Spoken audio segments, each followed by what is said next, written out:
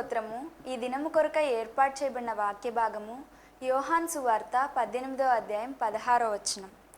పేతురు ద్వారమునొద్ద బయట నిలుచుండెను గనుక ప్రధాన యాజకునికి నెలవైన ఆ శిష్యుడు బయటకు వచ్చి ద్వారపాలకురాలితో మాట్లాడి పేతురుని లోపలికి తోడుకొని పోయెను. ఆమేన్. దేవునికి స్తోత్రం. హల్లెలూయా.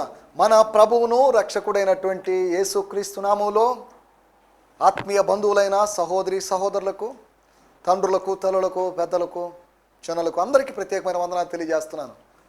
కొద్దిసేపు దేవుని వాక్యం ధ్యానించడానికి అనగా యూట్యూబ్ నుంచైనా, యూట్యూబ్ ద్వారానైనా, టీవీ సెట్ ద్వారానైనా దేవుని వాక్యం విని దేవుని వాక్యాన్ని గురించి ఆలోచించడానికి, దేవుని వాక్యాన్ని అన్వయించుకోవడానికి దేవుడు మనకు మంచి అవకాశం ఇచ్చాడని నేను భావిస్తున్నాను. లాక్డౌన్ నెలలో కూర్చున్నారు కాబట్టి టీవీలో వచ్చేటువంటి కార్యక్రమాలు, మన శాంతి టీవీ ఛానల్లో వచ్చేటువంటి కార్యక్రమాలు మీరు తిరగల్చాల్సిందిగా కోరుతున్నాం. మంచి మంచి దేవుజనులు ఈ ఛానల్లో మెసేజ్లు ఇస్తున్నారు. వారి సందేశాలు వినండి. వారికి మీ వ్యక్తిగతమైనటువంటి వివరాలు తెలియజేసి వారి ప్రార్థనలు కోరండి. వారి సందేశాల్లోంచి ప్రశ్నలు అడగండి. లేదు అంటే వారి కార్యక్రమాలను ప్రోత్సహిస్తూ ఆర్థికంగా మీకు వనరులు ఉన్నట్లయితే వారికి ఇచ్చి ప్రభు రాజ్య వ్యాప్తి కొరకు సహకరించాల్సిందిగా కోరుతున్నాం. దేవుని స్తోత్రం. ప్రభు కృపను బట్టి ఆయన హెచ్చవలసి ఉన్నది అనేటువంటి కార్యక్రమం ముందుకు సాగుతుంది. ఈ కార్యక్రమాన్ని ప్రోత్సహిస్తున్న ప్రతి వారికి ప్రత్యేకమైన వందనాలు తెలియజేస్తున్నాను. ఎవరైనా మీ ప్రాంతంలో దేవజనులు కరోనా బారిన పడి ఉంటే వారి వివరాలు తెలియజేయండి. వారి కొరకు వ్యక్తిగతంగా ప్రత్యేకంగా ప్రార్థన చేస్తాం. దేవుని స్తోత్రం. హల్లెలూయా. రండి, ఈ సమయంలో మనం దేవుని వాక్యాన్ని ధ్యానించుకుందాం. మనం గత ఎపిసోడ్లో కూడా నడిపింపు అనేటువంటి అంశాన్ని ఆధారంగా చేసుకొని యోహాను సువార్త 18వ అధ్యాయము 16వ వచనాన్ని ఆధారంగా చేసుకొని గైడెన్స్, నడిపింపు అనే దాని గురించి మనం మాట్లాడుకున్నాం. ఈ ఎపిసోడ్లో కూడా యోహాను సువార్త 18వ అధ్యాయము 16వ వచనాన్ని గురించి మనం కొద్దిగా ఆలోచిద్దాం. జాన్ 18:16. పేతురు ద్వారమునొద్ద బయట నిలుచుండెను గనుక ప్రధాన యాజకునికి నెలవైన ఆ శిష్యుడు బయటకు వచ్చి ద్వారపాలకురాలితో మాట్లాడి పేతురును లోపలికి తోడుకొని పోయెను. But Peter was standing at the door outside. So the other disciple who was known to the high priest went out and spoke to the doorkeeper, and she brought Peter inside. వాడుక భాషలో కూడా మనం చదువుదాం. స్తోత్రం. కానీ పేతురు బయట ద్వారం దగ్గర ఉండవలసి వచ్చింది. బయట ద్వారము దగ్గర ఉండవలసి వచ్చింది. ప్రధాన యాజకుని పరిచయం ఉన్న ఇంకొక శిష్యుడు బయటికి వచ్చి అక్కడ ఉన్న కాపలా ఆమెతో మాట్లాడి పేతురుని లోపలికి పిలుచుకు వెళ్ళాడు. దేవుని స్తోత్రం. పేతురు బయట ఉన్నాడంటే he was standing out side. బయట కూర్చున్నాడు, బయట నిలబడి ఉన్నాడు. యోహాను సువార్త ఇదే అధ్యాయంలో 18వ అధ్యాయము 8వ వచనంలో మనం గమనిస్తే ఒక విషయాన్ని గమనించగలము. 18వ అధ్యాయం 8వ వచనం. యేసు వారితో నేనే ఆయనని మీతో చెప్పి తిని గనుక మీరు నన్ను వెదకుచున్న ఎడల వీరిని పోనీయుడని చెప్పెను. తర్వాత అక్కడ రాయబడినట్టు మాట ఏంటంటే, నీవు నాకు అనుగ్రహించిన వారిలో ఒక్కనినైనను నేను పోగొట్టుకొనలేదని ఆయన చెప్పిన మాట నెరవేరినట్లు ఇలాగు చెప్పెను. దేవుని స్తోత్రం. ఇక్కడ వాళ్ళు నిలబడినట్లుగా, లేదా అక్కడ వాళ్ళు ఉన్నట్టుగా, లేదా వారితో పాటు మరొక వ్యక్తి ఎక్కడున్నా వచ్చినాము, యూదా ఇస్కరియోతు కూడా అక్కడ నిలబడినట్లుగా యూదా వారితో కూడా ఉండేననే మాటను మనం చూస్తున్నాం. సరే, ముందు వచ్చిన వాళ్ళు మనం అట్లాగే వెళ్ళడం లేదు. కానీ నా పాయింట్ ఏంటంటే, మన టైటిల్ కూడా దేని కొరకు నిలుస్తున్నాం, వై వీఆర్ స్టాండింగ్. మనం నిలబడుతున్నాము అంటే దాని అర్థం లేచాము అని అర్థం. అంటే నడవడానికి, అనగా ముందుకు కదలడానికి, ప్రయాణించడానికి సిద్ధంగా ఉన్నాము అని అర్థం. పడుకున్నాడు వెంటనే ప్రయాణం చేయలేడు. లేచి నిలబడినవాడు, సిద్ధపడినవాడు, అలర్ట్ అయినవాడు, ఎక్కిప్ అయినవాడు ముందుకు సాగగలడు. దేని కొరకు బయట నిలుస్తున్నాడు, దేని కొరకు నిలిచి ఉన్నాడు. ఇది యోహాను సువార్తలో మనం గమనించినట్లయితే పేతురు 18వ అధ్యాయం 18వ వచనంలో, అప్పుడు చలివేయుచున్నందున దాసులు బంట్రోతులను మంట వేసి చలి కాచుకొనుచు నిలుచుచుండగా పేతురును వారితో కూడా నిలవబడి పేతురు వారితో కూడా. నువ్వు ఎవరో ఒక రికమెండేషన్ చేత లోపలికి వెళ్ళినోడివి, లేదు అంటే నీ తోటి శిష్యునితో పాటు ఉండాల్సినోడివి, నీ లొకేషన్ మార్చుకున్నావు. ఏంటి ఆ లొకేషను? ఆ శిష్యుడికి లేని చలి నీకేంటో. బంట్రోతులు సైనికులు చలి కాచుకుంటుంటే అది వాళ్ళ స్థలం. దే ఆర్ వార్మింగ్ దెమ్సెల్వ్స్, వాళ్ళని వాళ్ళు వెచ్చపరుచుకుంటున్నారు. అనువు కాని చోటది. అక్కడికి వచ్చింది నువ్వు చలి కాచుకోవడానికి కాదు. ఈ రోజుల్లో లేకపోతే ఎక్కడికైనా మనం వెళ్ళింది ఏ ఉద్దేశంతో వెళ్ళాం అని ఆలోచించాలి. పరిచర్యకి వెళ్ళాం, ఒక గ్రామం వెళ్ళాం, ఒక పట్టణం వెళ్ళాం, ఎందుకు వెళ్ళాం? ఒక హౌస్కి, ఒక గృహాన్ని దర్శించడానికి వెళ్ళాం. దేనికి? ఉద్దేశం లేదా? ఒక ఉద్దేశాన్ని మనం నెరవేర్చే వాళ్ళుగా ఉండాలి. దేవుని స్తోత్రం, హల్లెలూయా. దేనికోసం నిలుస్తున్నాం? వై వీఆర్ స్టాండింగ్ అనగా యుద్ధ రంగంలో దేనికి నిలుస్తున్నాం? చర్చిలో దేనికి నిలుస్తున్నాం? ఒక పనిలో దేనికి నిలుస్తున్నాం? నిలవడానికి కారణం లేదా?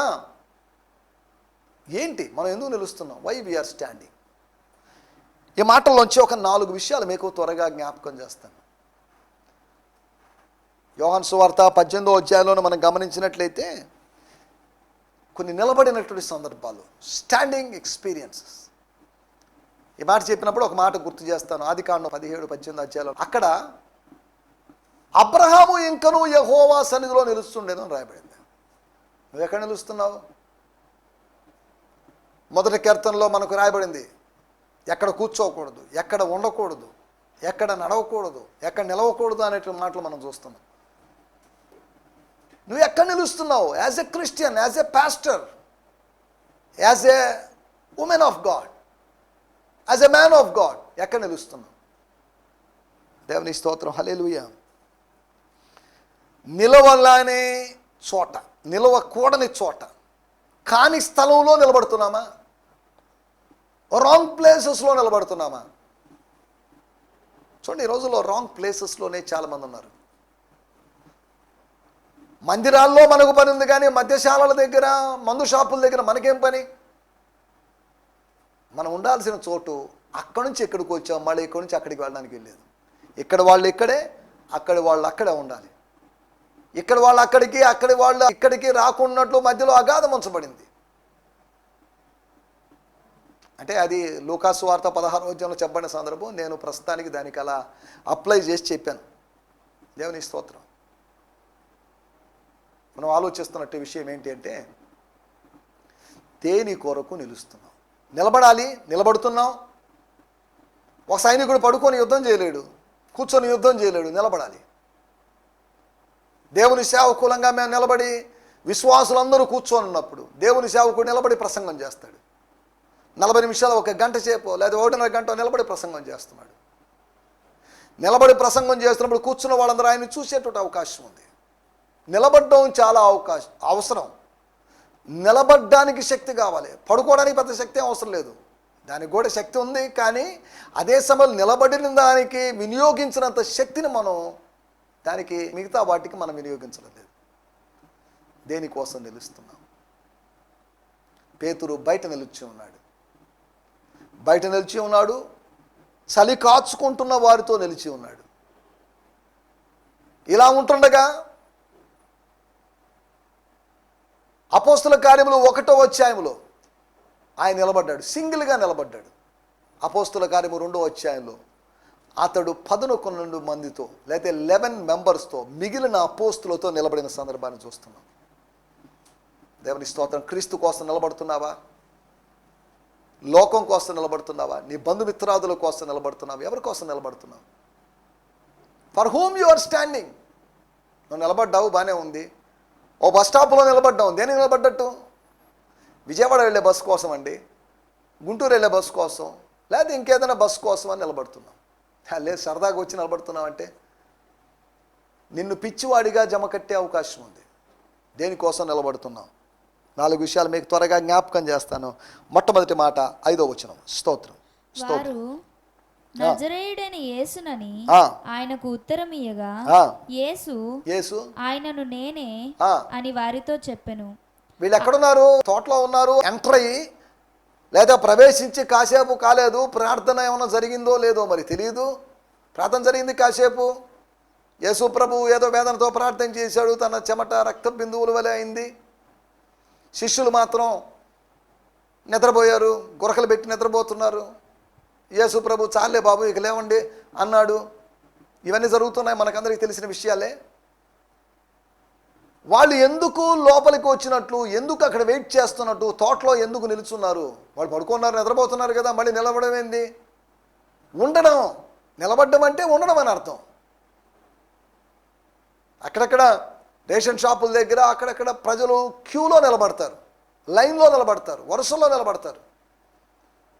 ఇక్కడ కూడా పేతురుని గురించి, పేతురు బయట ఉన్నాడు అనే దాని గురించి మనం ఆలోచిస్తున్నాం. బయట నిలబడ్డాడు అనే దాని గురించి మనం ఆలోచిస్తున్నాం. దాంట్లో భాగంగా మనం కొన్ని విషయాలు ఆలోచిస్తే, ఎందుకోసం శిష్యులని ప్రభు తోటలోకి తీసుకొని పోయాడు? గత ఎపిసోడ్లో కూడా దీని గురించి మాట్లాడుకున్నాం మనం. విజ్ఞాపన కోసం నిలబడాలి, నిద్రపోవడానికి కాదు, విశ్రాంతి కోసం కాదు. You should stand for intercession or you should stand for prayer. నేను తీసుకొచ్చింది దానికోసమే కదా, నిలబడ్డానికే ప్రభు. అలాగ నడిచి తోట అంతా తిరగడం కోసం, పరిగెత్తడం కోసం, తోట అందాలు తిలకించడానికి కాదు నిన్ను అక్కడ తీసుకొచ్చింది. దేవుని స్తోత్రం. ఆయన నిన్ను తీసుకొని వచ్చాడంటే ఒక ఉద్దేశం ఉంది. ఆయన నిన్ను నడిపిస్తున్నాడంటే ఒక ఉద్దేశం ఉంది. దేవుని స్తోత్రం. హల్లెలూయా. ఒకటి, విజ్ఞాపన కోసం నువ్వు నిలబడాలి. కానీ విజ్ఞాపన కోసం నిలబడలేని పేతురు, యోహాను, యాకోబు, ఇతర శిష్యులు. విజ్ఞాపన అంటేనే స్టాండింగ్ ఇన్ ద గ్యాప్. బద్దలైన బండ సందులో నిలబడ్డం. యెహెజ్కేలు గ్రంథం 22:30 ఉన్నట్టుగా స్టాండింగ్ ఇన్ ద గ్యాప్ అనగా ఒక గ్యాప్లో, అనగా దేవునికి మనుషులకి మధ్యలో గ్యాప్ ఉంది. ఎప్పుడూ ఉంది గ్యాప్. ఉంటే ఒక గ్యాప్, లేదు అంటే ఒక అడ్డుగోడ. ఈ రెండిట్లో ఏదో ఒకటి ఉంటుంది. ఒక అడ్డుగోడ ఉంది. ఏంటి అడ్డుగోడ అని మనం యెషయా గ్రంథం నుంచి ఆలోచిస్తే, మీ అతిక్రమములు ఆయన ముఖాన్ని మరుగుపరిచాయి. మన అతిక్రమములు, మన పాపాలు పరిశుద్ధుడైన దేవుడి నుంచి మనల్ని దూరం చేశాయి. పాపికి పరిశుద్ధుడైన దేవునికి మధ్యలో ఒక అడ్డుగోడ ఉంది. అందుకని దైవ దర్శనం లేదు, దైవ ప్రత్యక్షత లేదు. అది జరిగింది. ఈ గోడ పగలగొట్టబడితే, ఈ గోడ కరిగిపోతే, ఈ గోడ కూలిపోతేనే దేవుని ముఖాముగ్గా చూసే అవకాశం ఉంది. ఏం గోడ అంటే అతిక్రమాల గోడ. దేవుని స్తోత్రం. హల్లెలూయా. ఎక్కడ నువ్వు నిలుస్తున్నావు? నేను ఎవరి సన్నిధిలో నిలుస్తున్నానో అని అన్నాడు ఏలియా. ఒకటి, విజ్ఞాపన కోసం నువ్వు నిలవాల్సిన అవసరం ఉంది. ఎవరికి కనిపించని చోటులో, ప్రసంగ వేదికకు వెనకాల, ఒక చిన్న గదిలో, మోకాళ్ళ మధ్యలో ఎవరికి కనిపించకుండా నువ్వు ఉండాల్సినటువంటి, దాగి ఉండాల్సినటువంటి, మరుగై ఉండాల్సినటువంటి ఒక చోట ఒకటి ఉంది. సర్వశక్తిని నీడను విశ్రమించడం. అది మహోన్నతుని చాటున ఉండడం. అది ఆయన రెక్కల చాటున ఉండడం. అది కవర్ అయిపోవడం, మరుగైపోవడం. సిలువ చాటును మరుగు చేయి ప్రభువా అని దేవుని సేవకులమైన మేము ప్రసంగించడానికి ముందుగా ప్రార్థిస్తుంటాం. సిలువ చాటున. దేవుని స్తోత్రం. హల్లెలూయా. సిలువానుభవం చాటున అనగా ఆయన చాటున అని అర్థం. సరే, దేవుని స్తోత్రం. హల్లెలూయా. మొట్టమొదటి విషయం, మనం దేనికోసం నిలుస్తున్నాం అనే దాని గురించి ఆలోచించి, దేనికోసం నిలవాలి అంటే, పేతురైనా శిష్యులైనా లేకపోతే ఇంకెవరైనా కానీ, అంత్యదినపు శిష్యులమైనా కానీ, మనము ఒకటి విజ్ఞాపన కోసం నిలవాలి. We should stand for intercession. అనగా విజ్ఞాపన చేయాలని అర్థం. అనగా 3 పూటలో 4 పూటలో భోజనం చేసినట్టు, మాత్రలు మింగినట్లుగా ప్రార్థన చేయాలి, వాక్యధ్యానం చేయాలని అర్థం చేసుకోవాలి. దీన్ని బట్టి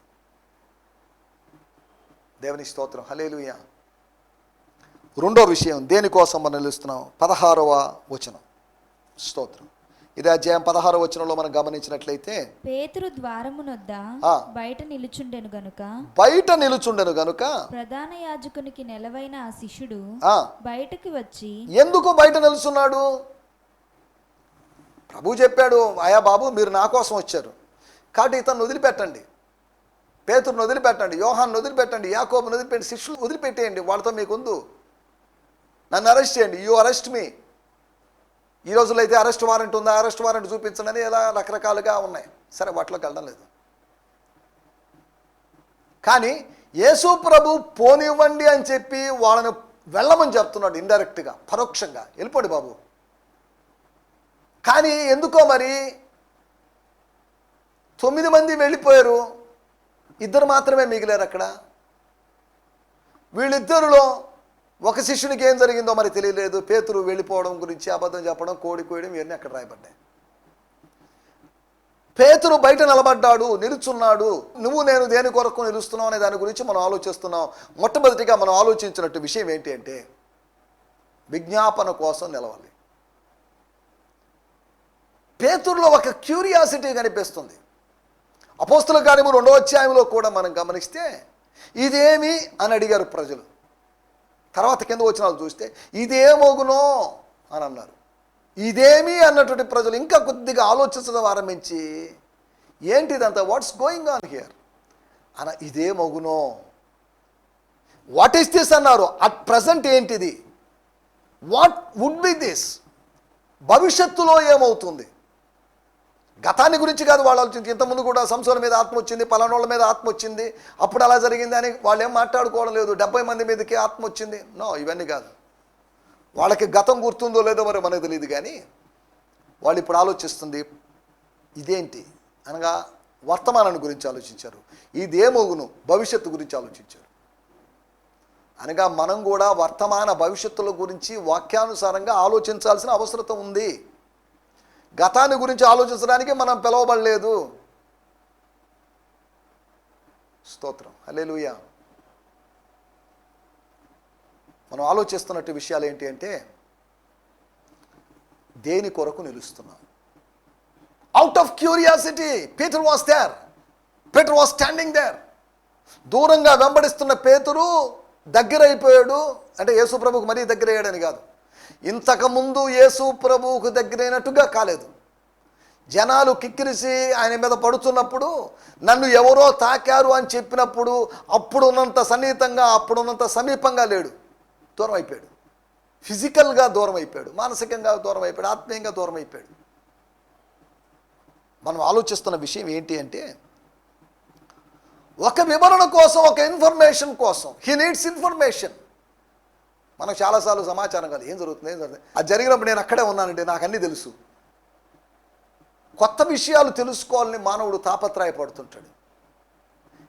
అపోస్తుల కార్యములు 17వ అధ్యాయంలో మనం గమనిస్తే, ఏథెన్స్ వారంట కొత్త కొత్త విషయాలు తెలుసుకోవాలని ఆశపడుతుంటారంట. ఈ రోజుల్లో కూడా వచ్చి చాలామంది బైబిల్ పరంగా కూడా కొత్త విషయాలు, కొత్త సంగతులు తెలుసుకోవాలని ఆశపడుతుంటారు. godquestions.org అనేటువంటి సైట్లో ఉంది, చాలా క్వశ్చన్స్ ఉన్నాయి. ఒక యాప్ లేకపోతే ఒక వెబ్సైట్, కోరా అనేటువంటి వెబ్సైట్లోకి వెళ్తే దాంట్లో లక్షలాది క్వశ్చన్స్ ఉన్నాయి. వేరు వ్యక్తులు అడిగేటువంటి ప్రశ్నలకు సమాధానాలు వేరు వ్యక్తులు చెప్తారు. లేదంటే ఆ సాఫ్ట్వేర్ నుంచి యాప్లోంచి సమాధానాలు ఉంటాయి. ఈ రోజుల్లో ప్రశ్నలు జవాబులు, ప్రశ్నలు బోర్డులు వస్తున్నాయి. అదేంటి ఇదేంటి, మనిషికి కుతూహలం ఎక్కువ, తెలుసుకోవాలని ఆశ, వ్యక్తిగతమైన విషయాలు తెలుసుకోవాలని ఆశ, వాళ్ళ గురించి వీళ్ళ గురించి తెలుసుకోవాలని ఆశ, విదేశీయుల గురించి తెలుసుకోవాలని ఆశ, మనిషికి విషయాలను తెలుసుకోవాలని ఆశ ఉంది. వివరణ కోసం, వాస్తవాల కోసం. కానీ ఇంటికి వెళ్తాడు, తన కుటుంబ సభ్యులకి ఏం చెప్పాలి? ఇక నుంచి రేపటి నుంచి యేసు వెనకాల తిరిగేది లేదు. యేసు లేడు, హీస్ నో మోర్. 3.5 సంవత్సరాలు తిరిగావు, ఇక నుంచి ఓల్డ్ బిజినెస్, ఇక నుంచి చేపలు పట్టడమే అనేసరికి కుటుంబం సంతోషపడి ఉండొచ్చు, లేకపోతే సంతోషపడకపోయి ఉండొచ్చు, దాంట్లోకి వెళ్ళలేదు. స్తోత్రం. ఒకటి విజ్ఞాపన కోసం నిలవాలి, రెండోది వివరణ కోసం, వివరాల కోసం మనం నిలవాలి. ఏం వివరాలు? ఆత్మ సంబంధమైన వివరాల కోసం. We need spiritual information, spiritual power. దానికోసం నిలవాలి. మళ్ళీ వస్తాడేమో, మళ్ళీ సొదమ గురించి చెప్తాడేమో, సొదమ నాశనం గురించి ఏమన్నా దేవుడు ఏమన్నా ప్లాన్ బిలోకి వెళ్తాడేమో, పట్టణాన్ని మొత్తం నాశనం చేస్తాడా, ఈ నాశనం చేసే వాళ్ళ జాబితాలో నావాడు, నా సహోదరుడు లోతు ఉంటాడేమో అని భయపడిపోయాడు అబ్రహాం. బేరసారాలు ఆడాడు, దేవుడు ఒప్పుకున్నాడు. ఓకే బాబు, నువ్వు చెప్పిన ప్రకారమే, అలాగే అన్నాడు. తన ప్రజలను తప్పించి పట్టణాన్ని నాశనం చేశాడు, అది వేరే విషయం. రెండో విషయం, వివరణ కోసం నిలబడాలి. వాక్య వివరణ కోసం నిలబడాలి. ప్రతి ఆదివారం వాక్యం విభజిస్తున్నాడు మీ సేవకుడు. రొట్టెను విరుస్తున్నాడు. అంటే ప్రభురాత్రి భోజనం గురించి నేను చెప్పలేదు. He was rightly dividing the word of truth. వాక్య వివరణ, వాక్య విభజన ఎలా జరుగుతుంది? సత్యవాక్యాన్ని సరిగా విభజించినప్పుడు ప్రజలు స్పందిస్తారు, ప్రజలు స్ఫూర్తి పొందుతారు. ఆయన వాక్యాన్ని వివరిస్తున్నప్పుడు, అనగా ఆయన వారితో మాట్లాడుతుండగా, అనగా ఎమ్మాయు దారికి వెళ్తున్న వాళ్ళతో మాట్లాడుతుండగా వారి హృదయములు మండాయంట. ప్రతి ఆదివారం మీ హృదయాన్ని మండించుకోవాలి, రగిలించుకోవాలి. మీ సంఘానికి వెళ్ళి, మీ స్థానిక సంఘాలకు వెళ్ళి వాక్యం విని, ఈరోజు ఒక సంఘం, రేపు ఒక సంఘం, ఎల్లుండి ఒక సంఘం, ఇలాగా సంఘాల చుట్టూ వలస వెళుతూ పిల్లి కదా 7 ఇళ్ళు మార్చినట్టుగా మార్చడానికి మనం పిలవబడలేదు. స్థానిక సంఘంలో వాక్యం విని, సందేశం విని, సత్యం తెలుసుకొని బలపడడం కోసం, సర్వలోకానికి వెళ్ళడం కోసం, వెళ్ళే స్ఫూర్తి పొందడం కోసం, వెళ్ళే వారికి స్ఫూర్తిని కలిగించడం కోసం మనం ప్రతి ఆదివారం దేవుని మందిరానికి రావాలి. స్తోత్రం, హల్లెలూయా. రెండోది, వివరణ కోసం నిలబడ్డటువంటి పేతురు. విజ్ఞాపన కోసం నిలబడ్డట్టు పేతురు, వివరణ కోసం నిలబడ్డ పేతురు. మూడో విషయాన్ని నేను మీకు జ్ఞాపకం చేస్తాను. ఇదే అధ్యాయం 18వ వచనం. స్తోత్రం. అప్పుడు చలివేస్తుంది, చలి. దాసులను బంట్రౌతులను మంట వేసి చలి కాచుకొనుచు నిలుచుండగా పేతురును వారితో నిలువబడి ఆ శిష్యునితో నిలబడి కాదు, వాళ్ళతో నిలబడి, రాంగ్ టీంతో ఉన్నాము. చలి కాచుకొనుచుండెను. పేతురు బలమైన వాడు, యవనస్తుడు, ముసలివాడేం కాదు. సముద్రం మీద అనేక సంవత్సరాలు గడిపి ఒక దృఢమైన దేహం కలిగిన వాడు. చూడండి, సముద్రం మీద పనిచేసే వాళ్ళు కష్టజీవులు, వాళ్ళు దృఢంగా ఉంటారు. వాళ్ళ కండలు తిరిగి ఉంటాయి.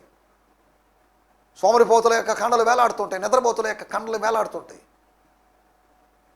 కానీ ఈ వ్యక్తి దృఢమైన వాడుగా ఉన్నాడు. కానీ దృఢమైన వ్యక్తికి ఎందుకో మరి వణుకు, చలి పుడుతుంది, వణికిపోతున్నాడు. ఏదో వెచ్చదనం కోసం, ఏదో మంట కోసం తప్పిస్తున్నాడు. లోపల మంట లేదు, బయట మంట కోసం తప్పిస్తున్నాడు. లోపల మంట ఉన్నాడు, బయట మంట కోసం వెళ్ళడు. బయట మంట ఉన్నాడు, లోపల మంట కోసం రాలేడు. లోపల మంట ఉండాలి, బయట మంట ఉండాలి. లోపల మంట అంటే ఆత్మ సంబంధమైన మంట, ఆత్మీయతకు సంబంధించిన మంట, వాక్యపు మంట, పరిశుద్ధాత్మ మంట లోపల ఉండాలి. స్తోత్రం. మూడో విషయం, అతడు విజ్ఞాపన కోసం, రెండోది వివరణ కోసం, మూడోది విడుదల కోసం. దేనిలోంచి విడుదల? శరీర సంబంధమైనటువంటి, ఆ వాతావరణ సంబంధమైనటువంటి వణుకు నుంచి విడుదల కోసం. He need deliverance from shivering, from the chill, ఆ చిల్లింగ్ ఎక్స్పీరియన్స్ నుంచి. నిన్ను చలి కలిగించి, చలి మరీ ఎక్కువైంది అనుకోండి, టెంపరేచర్ డౌన్ అయింది అనుకోండి, ఘనీభవిస్తావు, చిల్ అయిపోతావు, లేకపోతే ఏమంటారు, ఫ్రోజన్ అవుతావు. నిన్ను గడ్డ కట్టించే పరిస్థితులు, వదిలేండి ఎందుకు వచ్చిన తలనొప్పులు, ప్రార్థన అవ్వద్దు, సేవ అవ్వద్దు అని నిన్ను గడ్డ కట్టించేటువంటి పరిస్థితులు నీ చుట్టూ ఉన్నాయి. ఆర్థికంగా నలిగిపోతున్నావు, వదిలేండి ఈ సేవ, నీ పరుగుని, నీ నడకను ఆపేటువంటి, నిన్ను స్తంభింపజేసే పరిస్థితులు నీ చుట్టూ ఉన్నాయి. అయినప్పటికీ ధైర్యం తెచ్చుకో, కరిగిపోయి ప్రవహించు. స్తంభించిన వాడు, లేకపోతే గడ్డ కట్టుకొని పోయినవాడు ప్రవహించలేడు. కరిగిపోయినవాడు, హిమాలయ పర్వతాలు కరుగుతున్నాయి, కరిగి కొన్ని నదులను జీవనదులను చేస్తున్నాయి. కరగాలి నువ్వు కరిగిన వాడే, ప్రభు సన్నిధిలో హృదయం కరగ తీసుకున్నవాడే, హృదయం బద్దలు చేసుకున్నవాడే ప్రభు సేవ కొరకు ప్రవహించగలడు, ప్రభుతో ప్రయాణించగలడు, ఆత్మ సంబంధంగా ప్రయాణించగలడు. దేవుని స్తోత్రం, హల్లెలూయా. మూడో విషయం, విడుదల కోసం ఆయన నిలిచి ఉన్నాడు. అనగా వణుకునిచి, ఈ చలి ఎప్పుడు తగ్గుతుందా, ఈ మంచు కురవడం ఎప్పుడు తగ్గుతుందా, ఈ పొగ మంచు, లేకపోతే ఈ అలుముకున్న దట్టమైన మంచు అని ఆ మంచు నుంచి లోపల ఉన్నప్పటికీ కూడా, కాంపౌండ్లో ఉన్నప్పటికీ కూడా చలికి గురైనటువంటి వ్యక్తి. స్తోత్రం, హల్లెలూయా.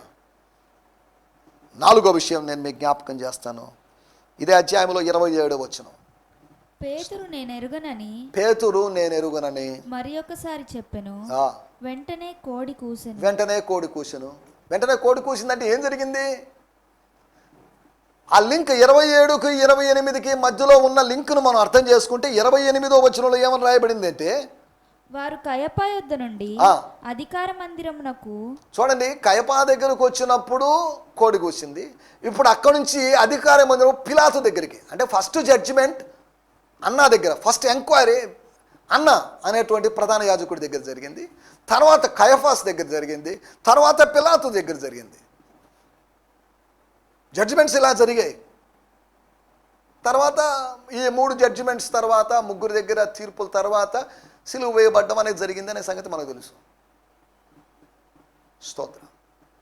అనగా మనం ఇక్కడ ఆలోచిస్తున్న విషయం ఏంటి అంటే, ఏమైంది, కోడి కూసిన తర్వాత వెళ్ళిపోయాడు తను, ఇక వద్దు, దీనికి అంతటికి ఒక ఫుల్ స్టాప్ పలకాలి. ముందు నేను సేఫ్గా ఉండాలి, సేఫ్ జోన్లో ఉండాలి, సుఖ వలయంలో ఉండాలని సుఖ వలయంలో తన సొంత ఇంటి కోసం వెళ్ళాడు.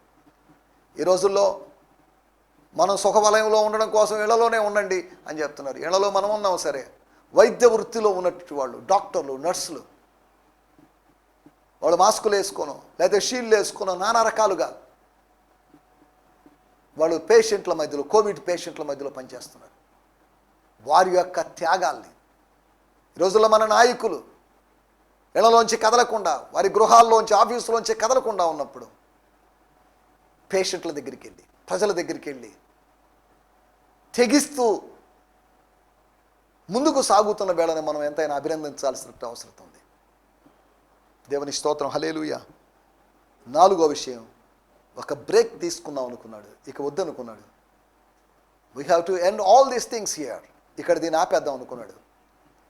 ఇక్కడ ఉంటే లాభం లేదనుకున్నాడు, వెళ్ళిపోయాడు. ఒక విరామం కోసం ఆయన నిలిచి ఉన్నాడు. He was waiting for a break through. నువ్వు నేను కూడా ఒక బ్రేక్ త్రూ కోసం ఎదురు చూస్తున్నామేమో, ఒక ఫైనాన్షియల్ బ్రేక్ త్రూ కోసం ఎదురు చూస్తున్నామేమో. ఎంతకాలం ఇలాగా, ఎంతకాలం ఈ స్ట్రగుల్, ఎంతకాలము ఈ భార్యాభర్తల మధ్యలో గొడవ, ఎంతకాలము తోటి సోదరులతో గొడవ. You have to end all these things. Comma కాదు, ఇక్కడ ఒక ఫుల్ స్టాప్ పెట్టాలి అని భావించాలి. ఒక విరామం కోసం ఆయన నిలుస్తున్నాడు. తర్వాత ఆయన వెళ్ళిపోయాడు. వెళ్ళిపోవడం ద్వారా బ్రేక్ దొరికింది. తర్వాత 3 రోజుల తర్వాత మళ్ళీ ఆయన తిరిగి వచ్చాడు. 3 రోజుల తర్వాత సమాధి దగ్గరికి వచ్చాడు. 3 రోజులు ఏమైపోయాడో మరి. యేసు ప్రభు 3 రోజులు సమాధిలో ఉన్నాడా, ఎక్కడికి వెళ్ళాడు, ఏంటి పాతాళానికి వెళ్ళాడా, దీని గురించి రకరకాలుగా మాట్లాడతారు. కానీ ఈ 3 రోజుల్లో పేతురు ఏమైపోయాడని మనం ఆలోచించాం. 3 రోజుల్లో బహుశా నాబాలులాగా బిగదీసుకొని, రాతిలాగా బిగదీసుకొని తన ఇంట్లోనే ఉండిపోయాడేమో అనుకుంటున్నాను నేను. అలా ఉన్నాడని కాదు, ఖచ్చితంగా దానికి ఎటువంటి ఆధారాలు లేవు. Just simple imagination. దేవుని స్తోత్రం. నా మాటలు నేను ఇక్కడ ముగిస్తున్నాను. 4 మాటలు మీకు జ్ఞాపకం చేశాను. దేనికోసం నిలుస్తున్నాం? 1 విజ్ఞాపన కోసం మనం నిలవాలని, 2వది వివరాల కోసం మనం నిలవాలని, 3వది మనం ఆలోచించినట్లు విషయం ఏంటంటే విడుదల కోసం, అనగా ఫిజికల్ ఫ్రోజనింగ్ లేకపోతే షివరింగ్, చిల్లింగ్ ఎక్స్పీరియన్స్లోంచి మనకు ఒక విడుదల కోసం, 4వదిగా ఒక విరామం కోసం, మనకు ఒక బ్రేక్ త్రూ కావాలి. ప్రార్థన తర్వాత ఆమేనని పలికాం. ప్రార్థన తర్వాత మళ్ళీ స్తుతి, మళ్ళీ తర్వాత ప్రార్థన, మళ్ళీ స్తుతి. ఇలాగా చేంజ్ చేసుకుంటూ మనం ముందుకు సాగుతున్నాం. ఒక విరామం కోసం ఎదురు చూస్తున్నాం, ఒక విశ్రాంతి కోసం మనం ఎదురు చూస్తున్నాం. ప్రార్థన చేసుకున్నాం. పరిశుద్ధమైన మా దేవా, మీకు వందనాలు. మేము దేనికోసం నిలుస్తున్నామని ఆలోచించడానికి, నిలబడాల్సిన వాటి కోసం మేము నిలబడలేదు, నిలబడాల్సిన చోట్ల మేము నిలబడలేదు. మమ్మల్ని క్షమించమని అడుగుతున్నాం ప్రభువా. ఈ సమయంలో మాటలు విన్న మీ ప్రజల కొరకై మీకు వందనాలు. పేతురు దేనికోసం నిలబడ్డాడు? పేతురు 4 విషయాల కోసం నిలబడినట్లుగా మేము మీ వాక్యంలోంచి, యోహాను సువార్త 18లోంచి అర్థం చేసుకున్నాం. మేము మీ కొరకు, సత్యవాక్యం కోసం, ఆత్మ సంబంధమైన విడుదల కోసం, విజ్ఞాపన కోసం, ఒక ఆత్మ సంబంధమైన చక్కటి విశ్రాంతితో కూడుకున్న విరామం కోసం, ఆత్మ సంబంధమైన వివరాల కోసం మేము నిలబడగలుగుటకు సాయం చేయమని యేసుక్రీస్తు నామములోనే ప్రార్థించగలుగుతున్నాం తండ్రి. ఆమేన్, ఆమేన్. దేవుని స్తోత్రం. మీ అందరికీ వందనాలు. హల్లెలూయా. ఈ సందేశము మీకు ఆశీర్వాదకరంగా ఉందని నమ్ముచున్నాము. ప్రార్థన అవసరతల కొరకు మమ్మల్ని సంప్రదించవలసిన మా చిరునామా గిద్యోన్ మిషన్ చర్చ్, 6వ వీధి, శాంతినగర్, నెల్లూరు 4, ఆంధ్రప్రదేశ్. పిన్ 524004.